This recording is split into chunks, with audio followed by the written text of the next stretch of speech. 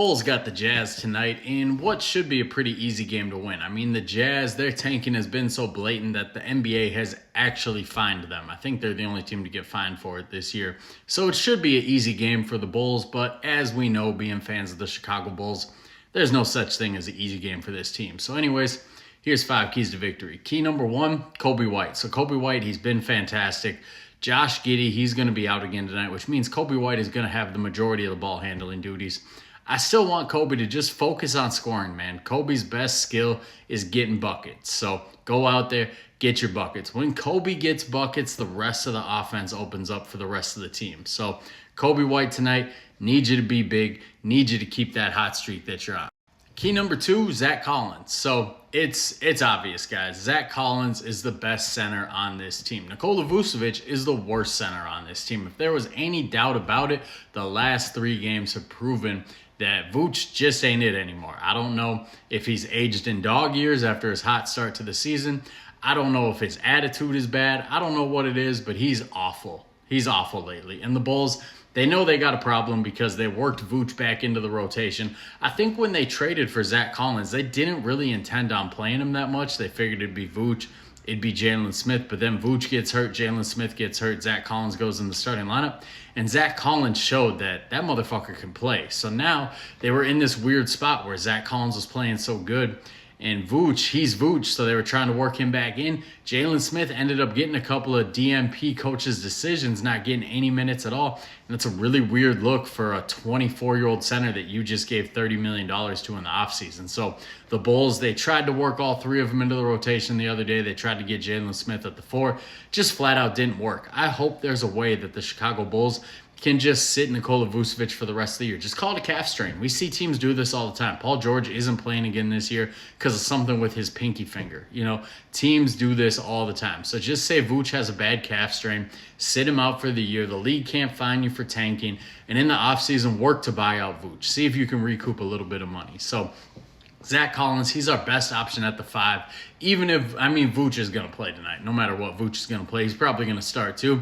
But what I've liked is even though Vooch has played and Vooch has started the last 2 games, Zach Collins has been the leader in the minutes at the 5 position. So hopefully we keep that up tonight. Key number 3, Julian Phillips. I've been really hard on Julian Phillips. You know, I wrote last week that I didn't think he was an NBA level player.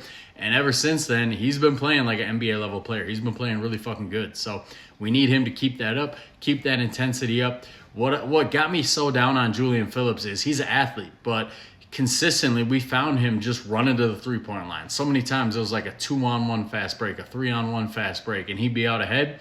And instead of running to the rim and catching a lob or, catching a pocket pass and finishing at the rim, he would just run to the 3-point line. And that's not your game. So it seems like he's identified his game and he's cut that out a little bit.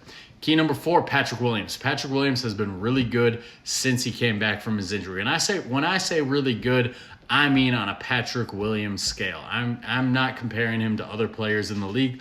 I'm just saying what we typically get from Patrick Williams, we've gotten more than that since he came back from the injury. So I think he's at the point where he's never going to do anything to live up to Bulls fans' expectations. They're always going to view him as a disappointment, as a negative asset. Probably never going to live up to that contract either, but at least he can play better than he has been playing. So he's been playing really well lately. He's been playing a little bit more aggressive since he came back from the injury. Hopefully he keeps that up tonight. And finally, key number 5, Modest Buzelis. A lot of Bulls fans, they're mad. Modest Buzelis, he has not been getting the amount of minutes that people want to see him getting lately. But the thing is, man, he's not getting minutes because he's getting in foul trouble, because he's not strong enough on the defensive end. Physically, he's getting bullied out there. So he's getting in early foul trouble, which cuts into his minutes. And Julian Phillips and Patrick Williams are playing really well. What I don't understand is, obviously, we all want Modest Buzelis to get minutes, and we all want the Bulls to play the young guys. Modest Buzelis is 20 years old. Julian Phillips is 21 years old. Patrick Williams is 23 years old. So even if those two are getting more minutes than Modest, which they're earning because they're playing better than Modest, we're still playing the young guys. Those guys are still in their young 20s. They're not that much older than Modest Buzelis. So the difference is, obviously, we kind of know what those guys are. Patrick Williams is a finished product. Julian Phillips isn't a finished product yet, but we kind of know what his ceiling is.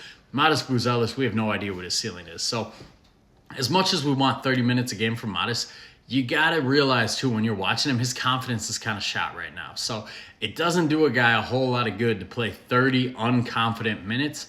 That's actually pretty harmful for his development, because very rarely when you keep getting thrown out there, when your confidence is low and things aren't going your way, very rarely does that turn around. He's going to need something to get his confidence back. Maybe he gets that in a game like this where he's not going to have much competition out there. So I don't have a problem with the lack of minutes that he's getting lately, because I think it's all very justifiable with the foul trouble and with the way the other wings are playing. So those are my 5 keys to victory. You guys let me know in the comments what you think, what you're looking forward to in this game tonight.